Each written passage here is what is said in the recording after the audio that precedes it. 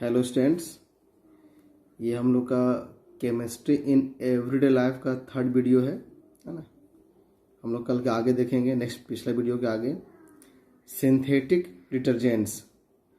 The synthetic detergents have cleansing action like soaps but these are not soap.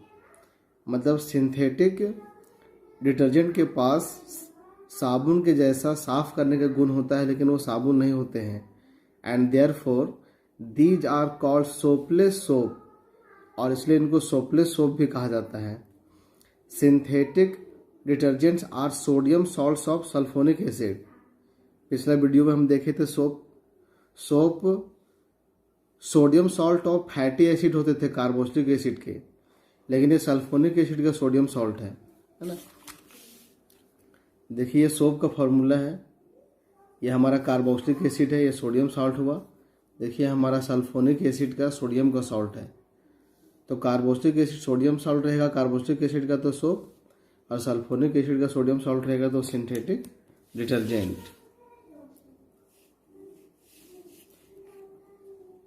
Advantage of synthetic detergents. Synthetic detergent के गुण, तो यहाँ पे एक question लिखा हुआ है जो एग्जाम के लिए इंपॉर्टेंट है। How are synthetic detergents better than soaps. साबुन की तुलना में सिंथेटिक डिटर्जेंट कैसे अच्छे होते हैं। तो number 1 point, synthetic detergents can be used in hard water but soaps can not. Hard water में भी सिंथेटिक डिटर्जेंट काम कर सकते हैं, लेकिन साबुन काम नहीं करता है। सिंथेटिक डिटर्जेंट्स फंक्शन वेल, अच्छे से काम करता है, even in ice cold water, बहुत ही बर्फ के जैसे ठंडे पानी में भी सिंथेटिक डिटर्जेंट काम करता है, but soaps can not. Synthetic detergents function well even in acidic medium but soaps can not.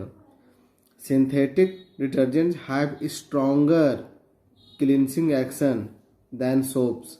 साबुन की तुलना में साफ करने का गुण ज़्यादा अच्छा होता है डिटर्जेंट का। Synthetic detergents are more soluble in water than soaps. साबुन की तुलना में पानी में ज़्यादा घुलनशील होते हैं। नीचे हमारा पॉइंट है disadvantages of synthetic detergent. Synthetic detergent के अवगुण। Number 1, detergents are non biodegradable. ये नॉन बायोडिग्रेडेबल होते हैं, मतलब सूक्ष्म जीव उनको अपघटित नहीं कर पाते हैं। And hence they caused water and soil pollution, इसलिए वो जल और मिट्टी के प्रदूषण का कारक होते हैं। The phosphate additives of detergent. Detergent को बनाते समय उसमें फॉस्फेट मिलाया जाता है, तो डिटर्जेंट में जो फॉस्फेट पाए जाते हैं एक्ट एज न्यूट्रिएंट्स, पोषक तत्व के रूप में काम करते हैं, लेकिन किसके लिए? फॉर अलगी के लिए, है ना। काय को हम लोग अलगी बोलते हैं, शैवाल को। Which form a thick green scum over the river water, over the river water, over the river water and upset the aquatic life, और जलीय जीवन को बाधित कर देता है ना। आप लोग नदी के पानी में देखे होंगे काई, है ना। आपको एक डायग्राम से दिखाते हैं, देखिए इस मोबाइल में, यहाँ पर ये पानी में पूरा काई बना हुआ है। तो डिटर्जेंट में जो फॉस्फेट होता है वो इस अलगी के लिए पोषक तत्वों का काम करता है, और पूरी नदी के पानी में या तालाब के पानी में एक हरा रंग का मैला पदार्थ बन जाता है, जिसे हम लोग अलगी बोलते हैं। क्योंकि इसको सांस लेने के लिए ऑक्सीजन चाहिए, तो ये पानी में घुले हुए ऑक्सीजन का ही इस्तेमाल करता है, तो पानी में जो दूसरे जलीय जीव होते हैं उनके लिए ये खतरा उत्पन्न कर देता है। टाइप्स ऑफ सिंथेटिक डिटर्जेंट्स, ये उतना इंपॉर्टेंट नहीं है एग्जाम के लिए, लेकिन फिर भी सिलेबस में है। Synthetic detergents are of 3 types. Number 1, anionic synthetic detergent. Anionic का मतलब होता है negative ion. In anionic detergents the large part, बड़ा हिस्सा, of their molecules are anions. मतलब इस प्रकार के डिटर्जेंट में उसके मॉलिक्यूल का जो बड़ा हिस्सा होगा वो नेगेटिव आयन होगा। These are sodium salt of sulphonated long chain alcohol. मैंने पहले हम लोग अल्कोहल को सल्फ्यूरिक एसिड से कराएंगे रिएक्शन, इस प्रक्रिया को सल्फोनेशन कहा जाता है। तो ये मेरा सल्फोनेटेड अल्कोहल बना। और फिर यहाँ हाइड्रोजन को हटा करके अगर हम यहाँ सोडियम ले आएंगे तो इसको हम कहेंगे sodium salt of sulphonated long chain alcohol. तो ये जो मेरा बनेगा इसको हम कहेंगे एनायनिक सिंथेटिक डिटर्जेंट। क्यों? क्योंकि देखिए इस मॉलिक्यूल का जो बड़ा वाला हिस्सा है, बड़ा हिस्सा वो नेगेटिव है और सोडियम पे प्लस चार्ज है, मतलब लार्जर पार्ट नेगेटिव आयन है, एनायन है, इसलिए इसको हम कहेंगे एनायनिक सिंथेटिक डिटर्जेंट, है ना। देखिए ये हमारा अल्कोहल है, लॉन्ग चेन अल्कोहल 10, 11, 12 कार्बन का अल्कोहल है।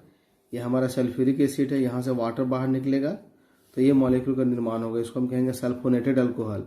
जब इसको हम सोडियम हाइड्रोक्साइड से कराएंगे रिएक्शन तो यहाँ से H और यहाँ से OH वाटर के रूप में बाहर निकल जाएगा और यहाँ जाएगा सोडियम, तो ये कंपाउंड का निर्माण होगा। चूँकि यहाँ बड़े हिस्से पर नेगेटिव चार्ज है तो इसको हम कहेंगे एनायनिक सिंथेटिक डिटर्जेंट, है ना। The anionic detergents are most common and these are used for household work, घरेलू कार्य, क्लींसिंग क्लॉथ, अपने कपड़ा धोने के लिए। Anionic detergent are also used in toothpaste. इसको भी याद रखिए, 1 नंबर के लिए टूथपेस्ट में जो डिटर्जेंट पाया जाता है वो एनायनिक है। दूसरा कैटेगरी है केटायनिक डिटर्जेंट। केटायन का मतलब होता है positive ion. In cationic detergents the large part of their molecules are cation. उसमें बड़ा वाला हिस्सा नेगेटिव आयन था, इसमें बड़ा वाला हिस्सा क्या होगा? Positive ion. These are quaternary, quaternary का मतलब होता है 4 degree. These are quaternary ammonium salts of long chain amines with chloride, bromide और acetate as anion, as negative ion. हम लोग जानते हैं कि नाइट्रोजन पे नॉर्मली 3 बॉन्ड होता है, H H H, एक लोन पेयर, इसको अमोनिया बोलते हैं। लेकिन अगर यहाँ CH3 हो जाएगा, है ना, इसको बोलेंगे मिथाइल अमाइन बोलेंगे, इसको बोलेंगे डायमिथाइल अमाइन। और अगर इसको हटा करके यहाँ एक बॉन्ड बना देंगे हम लोग यहाँ पर, तो यहाँ जाएगा प्लस चार्ज, इसको हम लोग अमोनियम आयन बोलेंगे।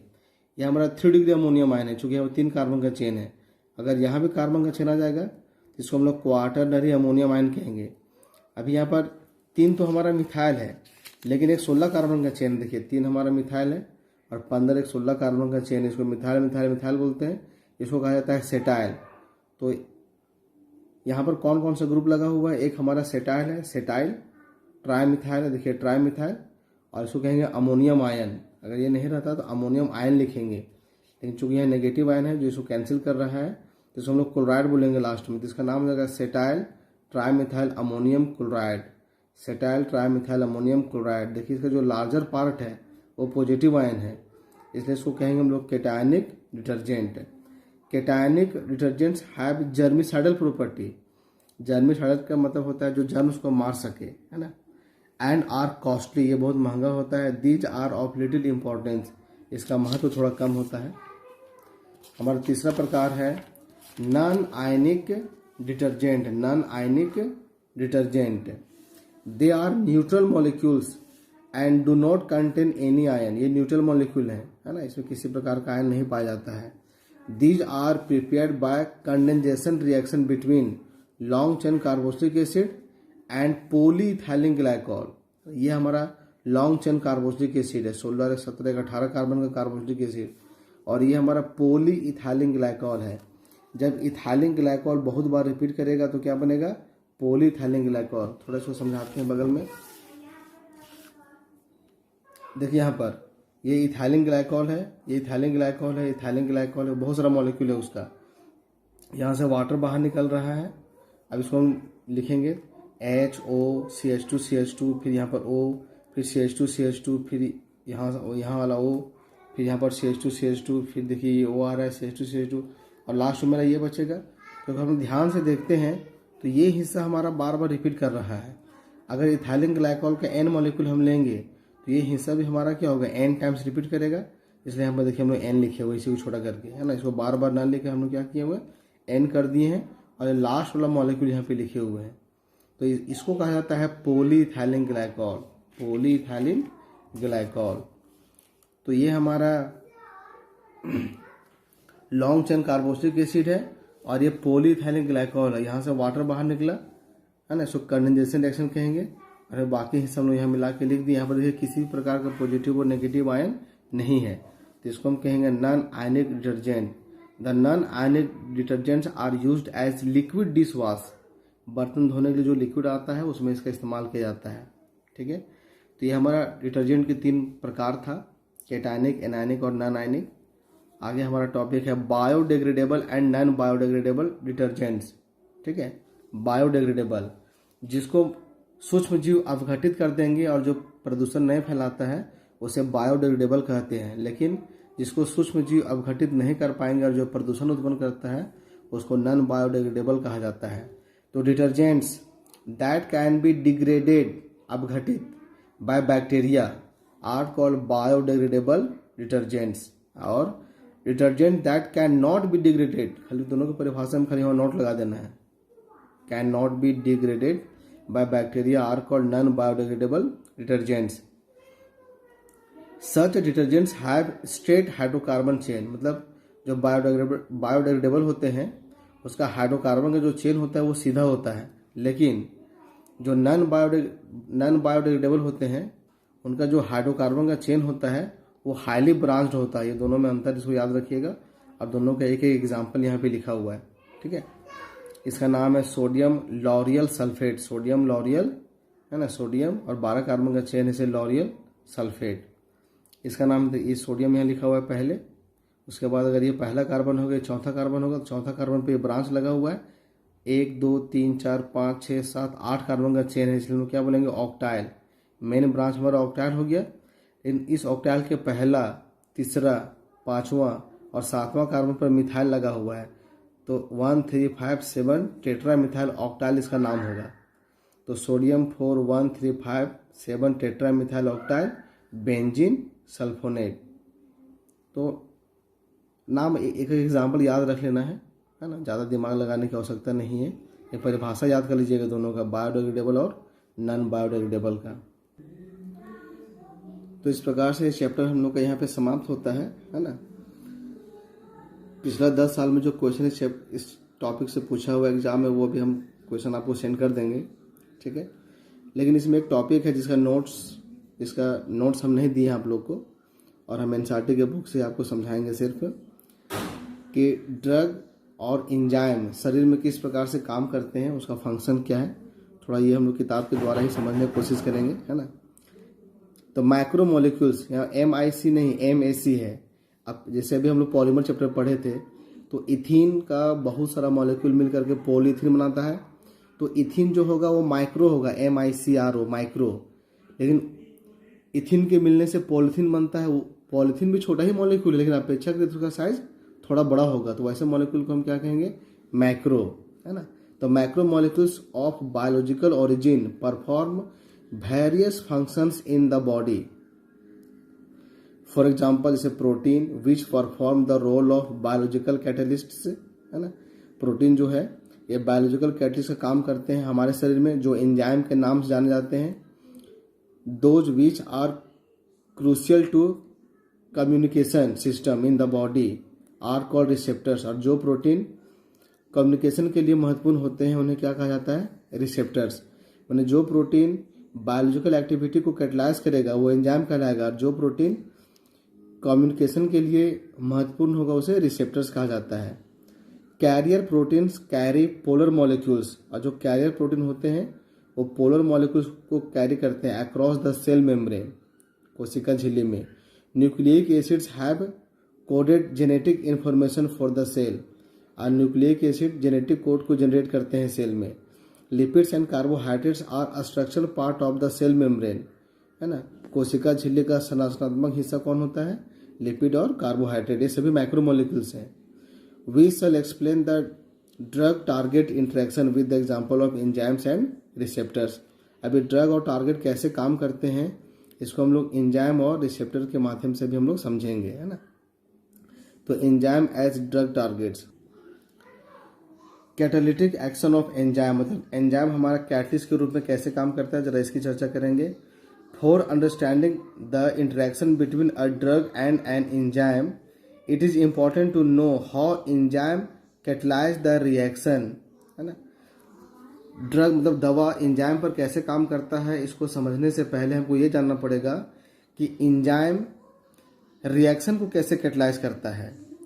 इन their catalytic activity enzymes perform two major function, है ना। रिएक्शन को कैटलाइज करने के दौरान एंजाइम दो महत्वपूर्ण कार्य करता है। Number one, the first function of an enzyme is to hold the substrate for a chemical reaction. Chemical reaction के लिए सबस्ट्रेट को एंजाइम होल्ड करता है। कहाँ होल्ड करता है? Active sites of enzymes hold the substrate molecule in a suitable position, है ना। एंजाइम के जो एक्टिव साइट होते हैं वो सबस्ट्रेट मॉलिक्यूल को होल्ड करते हैं, सो दैट ताकि it can be attacked by the reagent efficiently, है ना, इफेक्टिवली, ताकि जो अटैकिंग रिएजेंट है वो सबस्ट्रेट के मॉलिक्यूल पर अच्छे तरीके से हमला कर सके।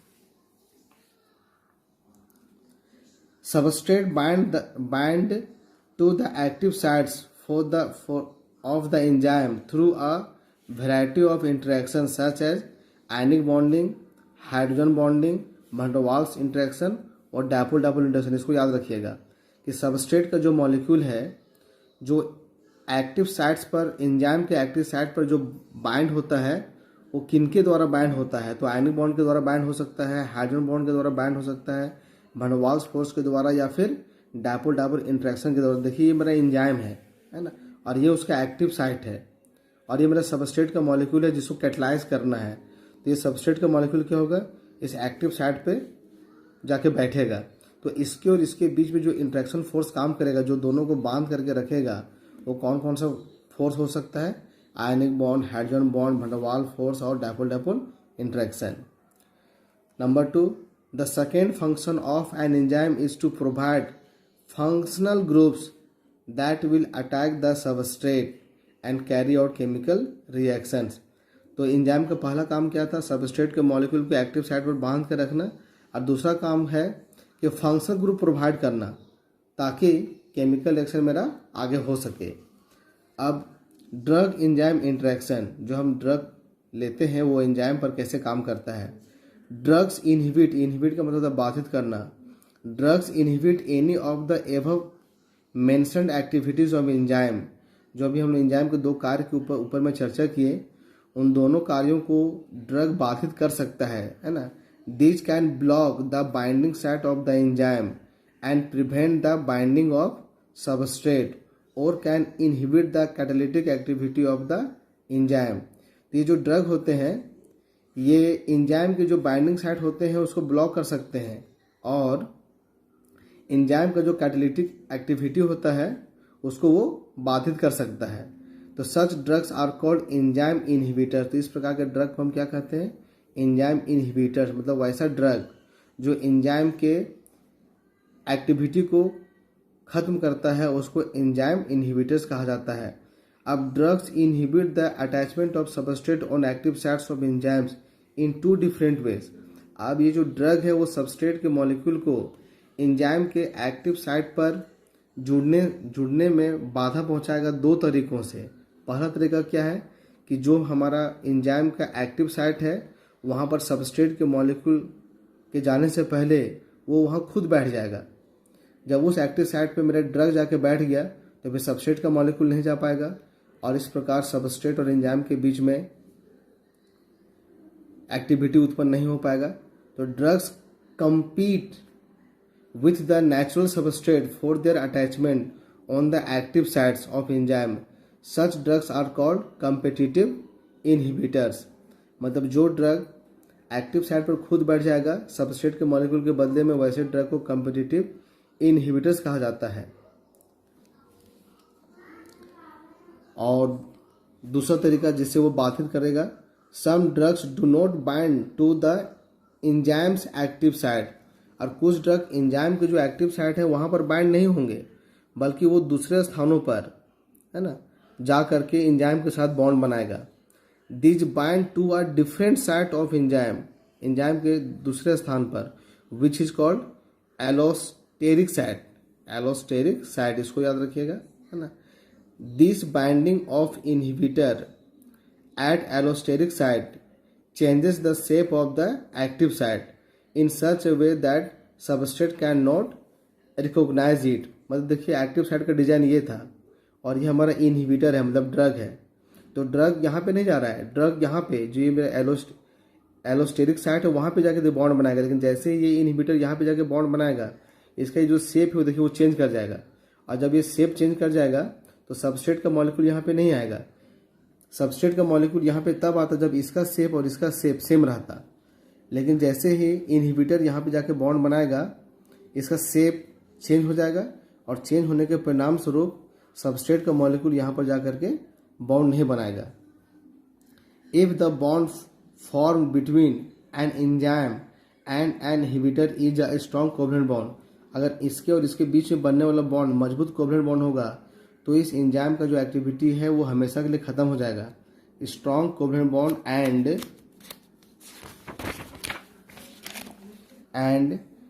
cannot be broken easily, then the enzyme is blocked permanently, है ना। The body then degrades the enzyme inhibitor complex and synthesize the new enzyme, और तब शरीर नया एंजाइम तैयार करने की कोशिश करने लगता है। रिसेप्टर्स एज ड्रग टारगेट्स, है ना, जो हमारा प्रोटीन रिसेप्टर है उस पर ड्रग कैसे अटैक करेगा इसकी चर्चा हम लोग करेंगे। Receptors are proteins that are crucial to body's communication process, में रिसेप्टर प्रोटीन होते हैं जो बॉडी के कम्युनिकेशन के लिए महत्वपूर्ण होते हैं। Majority of this are embedded in cell membrane, है ना। ये जो रिसेप्टर्स होते हैं वो सेल मेम्ब्रेन में धंस जाते हैं। एम्बेडेड का मतलब होता है धंसना, गड़ाना, है ना। जैसा कि डायग्राम में देखिए ये जो ये मेरा सेल मेम्ब्रेन है और ये हमारा प्रोटीन रिसेप्टर देखिए इसमें धंसा हुआ है। इससे कुछ हिस्सा क्या होता है हल्का सा बाहर होता है। Receptor proteins are embedded in the cell membrane in such a way that their small part possessing active site projects out of the surface of the membrane, मतलब जो मेरा रिसेप्टर है वो सेल मेम्ब्रेन में इस प्रकार से धंसेगा कि जो उसका एक्टिव साइट है वो सेल मेम्ब्रेन से बाहर की ओर रहेगा, सेल मेम्ब्रेन से बाहर की ओर रहेगा। And opens on the outside region of the cell membrane, और वो सेल मेम्ब्रेन के बाहर की ओर खुला हुआ रहता है और यहीं पर आकर के हमारा सबस्ट्रेट का मॉलिक्यूल क्या करेगा, अटैक करेगा। इन द बॉडी, शरीर में, message between two neurons, neurons का मतलब होता है स्नायु तंत्र, जो मस्तिष्क के सूचना को शरीर के विभिन्न हिस्सों में पहुंचाता है उसे न्यूरॉन्स कहते हैं। Message between two neurons and that between neurons to muscles is communicated through certain chemicals. These chemicals known as chemical messengers, है ना। मतलब स्नायु तंत्रों के बीच में या स्नायु तंत्र से मसल के बीच में जो मैसेज को जो केमिकल ले जाते हैं उन केमिकल को क्या कहा जाता है, chemical messengers. Are received at the binding sites, are received at the binding sites of receptor proteins, माने जो मैसेंजर होते हैं ये जो रिसेप्टर प्रोटीन है उसके बाइंडिंग साइट पे आके यहाँ पे जुड़ने की कोशिश करेंगे। To accommodate a messenger shape of the receptor site changes, ये जो हमारा केमिकल मैसेंजर है इसके मैसेज को ये ग्रहण करने के लिए ये बाइंडिंग साइट अपने शेप को क्या करेगा, चेंज करेगा, और जैसे ही इसका शेप चेंज होगा इसका मैसेज इसमें ट्रांसफर हो जाएगा। बिना इस केमिकल मैसेंजर का रिसेप्टर में धंसे बगैर इसका मैसेज इसमें ट्रांसफर कर जाएगा।